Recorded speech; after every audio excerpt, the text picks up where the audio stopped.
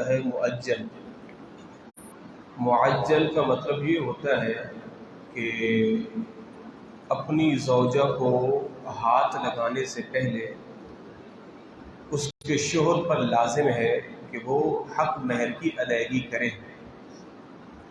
اور جو ہمارے یہاں عمومی طور پہ لوگ لکھواتے ہیں کہ جی وہ لکھ دیجئے کہ بعد میں دے دیں گے، تو اس کو معجل کہتے ہیں، یعنی زندگی میں کبھی بھی دے دینا۔ مگر اس کا یہ ہرگز مطلب نہیں ہوتا کہ وہ دینا ہی نہیں ہے۔ اس کے اندر بھی عورت جب بھی مطالبہ کرے اس شوہر پر لازم ہے کہ وہ اس کا حق مہر ادا کرے۔ اب یہ جو مطلب جناب معجل لکھ دے بعد میں دے دیں گے، تو بعد میں تو دیں گے، مگر اس کا یہ ہرگز مطلب نہیں ہے کہ مرد کا جب دل چاہے گا تو وہ دے گا، نہیں۔ عورت جب بھی مطالبہ کرے اس سے، وہ اس کو دینا لازم ہوگا۔ عورت کہے جناب میرا حق مہر دو، تو مرد پر جو ہے وہ لازم ہوگا وہ اس کا حق مہر ادا کرے۔ ہاں اگر بیوی خود معاف کر دیتی ہے خوشی خوشی تو وہ معاف ہو جائے گا، بصورت دیگر اس کو ادا کرنا ہوگا۔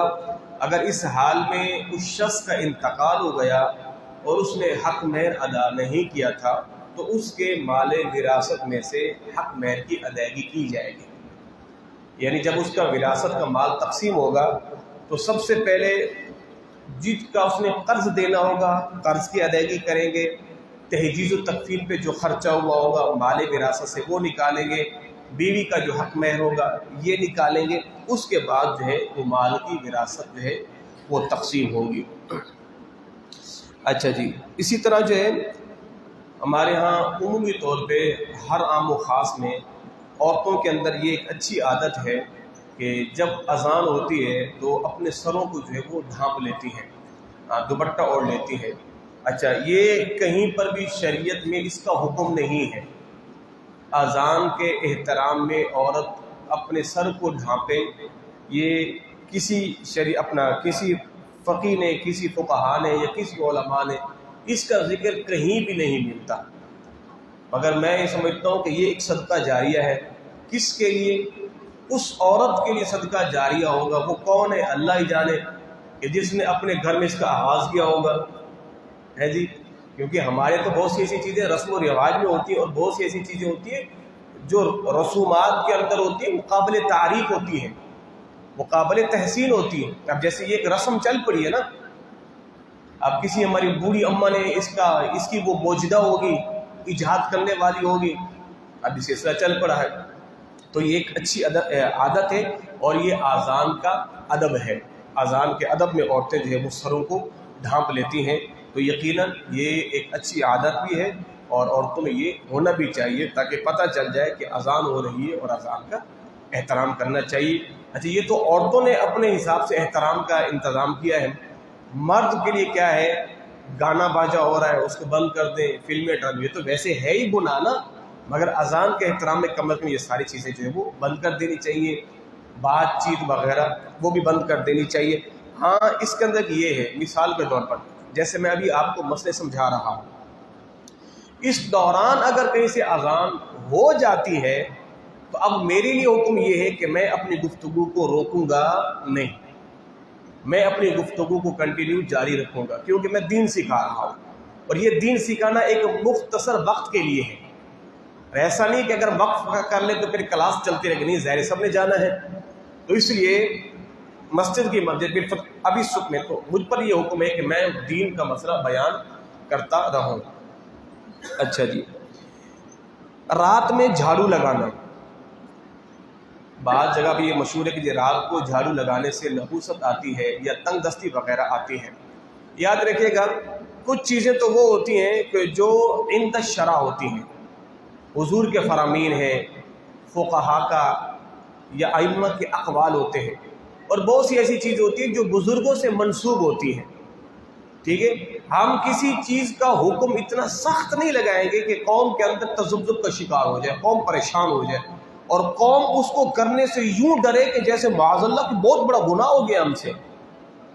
مثلا رات کو جھاڑو لگانا نہیں لگانا چاہیے، مسئلے کے اندر لچک دکھانی چاہیے بیان کرنے کے اندر، بھائی اگر کسی نے جھاڑو لگایا وہ تنگ دست ہو جائے گا، اس کے یہاں کچھ بچے گا نہیں، وہ بندے تو سارے ڈر گئے۔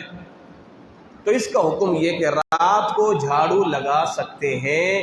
ہاں اتنا ہے، بزرگان دین نے لکھا ہے کہ جھاڑو لگانے سے تنگ دستی آتی ہے، ساتھ میں یہ بھی کہا ہے کہ جھاڑو کپڑے سے لگانے سے، کپڑا بھی جھاڑو کا کام کرتا ہے نا، تو کبھی کبھار بزرگ کہتے ہیں اگر رات کو بندہ کپڑے سے جھاڑو لگائے تو اس سے تنگ دستی کا اندیشہ ہے۔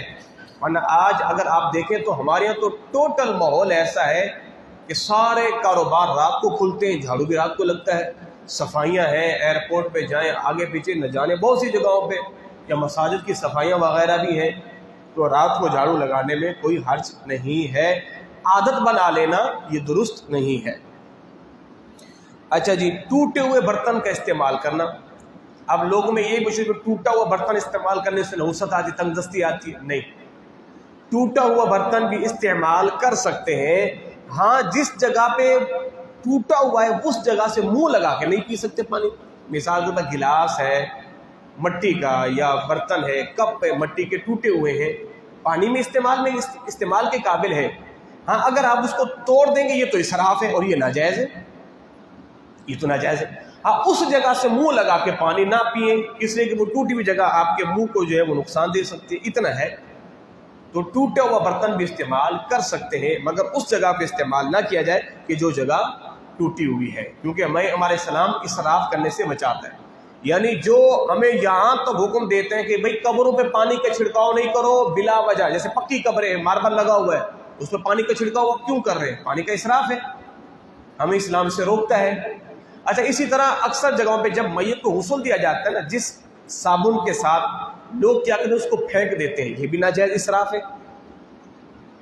اور بعض گاؤں دیہاتوں میں مٹکوں میں پانی بھر کے لاتے ہیں، وہ مٹکے توڑ دیتے ہیں، یہ بھی اسراف ہے۔ میت کے جو کپڑے ہیں وہ پھینک دیتے ہیں، یہ بھی اسراف ہے۔ اچھا لوگ کیا کہتے ہیں، نہیں جی یہ ابا کی چادر ہے، یہ کپڑے ہیں، نہیں ابا سے ڈر لگتا ہے۔ اچھا ہمارے گاؤں دیہات میں پتہ ہے کیا ہوتا ہے، مرنے والے کے جو کپڑے ہوتے ہیں، اس کی چارپائی ہوتی ہے، اس کی چادر ہوتی ہے، وہ سارا کا سارا اٹھا کے مولوی صاحب کو پیش کر دیتے ہیں، دیجیے ہمارے ابا کا جو ہے وہ استعمال کرو۔ بھائی ٹھیک ہے، ابا کی جائیداد تھی وہ بھی تو مولوی صاحب کو دے دو، پھر آپ کے ابا کی جو موٹر سائیکل تھی وہ بھی مولوی صاحب کو دے دو، آپ کے ابا جو وہ گاڑی چلاتے تھے کار، وہ بھی موٹر سائیکل، وہ بھی ابا کو دے دو۔ ادھر جھگڑا ہوگا، وہ کہے گا میں لوں گا، وہ اچھا وہ کہ نہیں یہ ابا کی نشانی ہے، وہ قمیض تھی وہ بھی تو ابا کی تھی، اس کو رکھ لیتے پھر اس کو بھی تو۔ قوم بڑی ہوشیار ہے، بہت ہوشیار ہے قوم، ٹھیک ہے نا۔ ویسے اس کو کچھ یاد نہیں آتا، جب اپنی باری پہ آئے تو پھر سارے ہوشیار ہو جاتے ہیں، ہوشیاری کا ڈیڑھ ہوشیار ہو جاتے ہیں۔ ہونا تو یہ چاہیے کہ ابا کے استعمال کی ہوئے کپڑے اولاد پہنے۔ جو دیندار گھرانہ ہوتا ہے نا تو وہ یہی کرتے ہیں، جی ابا کی چادر مجھے دے دینا، ابا کی ٹوپی مجھے، ابا کی چپل مجھے دے دینا، تاکہ والد کی یادیں اس سے وابستہ ہیں، ہم اس کو پہنیں گے۔ مگر لوگ کیا کرتے ہیں، وہ دے دیتے ہیں نہ چاہتے ہوئے، آپ ان کو رکھو استعمال کرو۔ اچھا ہمارے گاؤں دیہات میں تو وہ ابا کی وہ جو کمبل ہوتی ہے نا وہ بھی دے دیتے ہیں، وہ اس لیے نہیں دیتے کہ ثواب ملے گا، اس لیے کہ نہیں ہمیں اس کے ابا کی یاد آئے گی، کہیں لوگوں میں یہ تاثر ہے کہ کہیں روحیں آ جاتی ہیں، کہ جنات آ جاتے ہیں، یہ معاملات وہ معاملات، یہ ساری جو ہے وہ توہمات ہیں، یہ ساری جو ضعف الاعتقادی ہے۔ اللہ کی پناہ، اللہ ہمیں جو ہے وہ دین کو سیکھنے کی توفیق عطا فرمائے۔ اچھا جی، کرکٹ کھیلنے پر جوا لگانا بالکل ناجائز ہے۔ جیسے اکثر نوجوان کہتے ہیں جناب چلو جی ایک جمبو کی بوتل لگا لیتے ہیں یا 1000 روپے لگا لیتے ہیں، کہتے ہیں نہیں یہ تو ہماری خوشی خوشی سے۔ او بھائی جوا بھی تو خوشی خوشی میں ہوتا ہے نا، بھئی جو ہار گیا وہ پلائے گا، جو ہار گیا وہ ہمیں کھلائے گا، ہوٹل پہ لے جائے گا، یہ سب کا سب جو ہے وہ جوئے کے اندر آتا ہے۔ اچھا کسی کو بے ایمان کہتا ہے، میں نے یہ بڑا بے ایمان آدمی ہے، یہ بڑا بے ایمان آدمی ہے، تو کسی کو بے ایمان کہنا یہ اس معنی میں نہیں ہوتا کہ یہ بندہ کافر ہے۔ بے ایمان کا مطلب کیا ہے؟ جس کا ایمان نہیں ہے۔ تو جب ہم کسی کو کہتے ہیں نا عمومی طور پہ یہ بے ایمان ہے یعنی بے ایمان ہے، ویسے لفظ ہے اصل بے ایمان، اب لفظ بے ایمان کو بولنے میں ثقالت ہے، بے ایمان تو کہتے ہیں بے ایمان، تو اس کا مطلب یہ ہے کہ یہ بندہ بڑا بخیل ہے، یا یوں کہنے یہ دھوکے باز ہے، دغا باز ہے، وغیرہ وغیرہ، اس لیے یہ لفظ استعمال ہوتا ہے، نہ کہ اس لیے کہ یہ کافر ہے۔ ایسا کسی کا ذہن جو ہے وہ نہیں ہوتا۔ ہاں اس کے اندر بھی دل آزاری ہے مسلمان بھائی کی، تو یہ لفظ بھی نہیں بولنا چاہیے۔ اور فقہائے کرام یہ لکھتے ہیں اگر ہمارے ہاں اسلامی حکومت ہوتی نا تو قاضی وقت اختیار تھا، وہ چاہتا تو اس کو کوڑے بھی لگوا سکتا، بھائی تم نے اس کو بے ایمان کہا کیوں ہے، چلو بھائی اس کو اٹھ کے 10 کوڑے لگاؤ۔ فقہا نے یہ لکھا ہے کہ وہ 10 کوڑے اس کو لگوا سکتا ہے۔ اچھا کسی کو مسیحا کہنا، مسیحا تو مسیحا جو ہے وہ مجازن کہہ سکتے ہیں، جیسے جناب عیسیٰ علیہ نبی السلام کے مسیحا، وہ اللہ کے مسیحا تھے، اللہ کی دی ہوئی طاقت سے مردوں کو زندہ کرتے تھے، جی مادر ذات اندھوں کو ٹھیک کرتے تھے، کوڑی کے مریضوں کو ٹھیک کر، اگر ہم کہیں یہ ڈاکٹر صاحب مسیحا ہیں تو ٹھیک ہے مجازن استعمال کر سکتے ہیں کہ اللہ نے ان کے ہاتھ میں شفا رکھی ہے۔ اچھا جی تشہد کے اندر حکم تو یہ کہ مرد کے لیے الٹا پاؤں بچھائے اور سیدھا پاؤں کھڑا رکھے، ہم بیٹھتے نا تحیات میں، حکم یہ کہ سیدھا پاؤں کھڑا رکھیں اور الٹا پاؤں بچھائیں اور الٹے پاؤں کے اوپر اپنی سرین کو رکھ کر بیٹھ جائیں۔ اگر کوئی شخص دونوں پاؤں کھڑے کر لیتا ہے یا دونوں پاؤں بچھا لیتا ہے تو یہ مکروہ تنزیہ ہے، نماز ہو جاتی ہے، ایسا کرنا نہیں چاہیے۔ اچھا سورت فاتحہ سے پہلے آپ نے سورت شروع کر دی، جیسے نماز میں کھڑے ہوئے آپ نے کہا قل اللہ احد اللہ الصمد، یاد ہے بھائی اس میں سورت فاتحہ پڑھنی ہے، تب آپ کیا کریں گے، سورت فاتحہ پڑھیں گے، بعد میں سورت ملائیں گے اور آخر میں کیا کریں گے، سجدہ سہو کریں گے۔ اچھا جی آخری مسئلہ، ایک رکعت نفل نماز کھڑے ہو کے پڑھنا، ایک بیٹھ کے پڑھنا، کر سکتے ہیں مگر ایسا کرنا نہیں چاہیے، ٹھیک ہے جی۔ کہ بندہ نفل نماز جیسے نماز ہے اپنا سعد و تسبیح کی نماز ہے، نفل نماز ہے، ایک رکعت آپ نے کھڑے ہو کے پڑھی اور آپ تھک گئے ہیں تو آپ بقیہ نمازیں بیٹھ کے پڑھ سکتے ہیں۔ اگر آپ کے اندر توانائی آ گئی ہے، تیسرے رکعت میں پھر کھڑے ہو گئے، چوتھی میں پھر بیٹھ گئے تو ایسا کر سکتے ہیں مگر کرنا نہیں چاہیے۔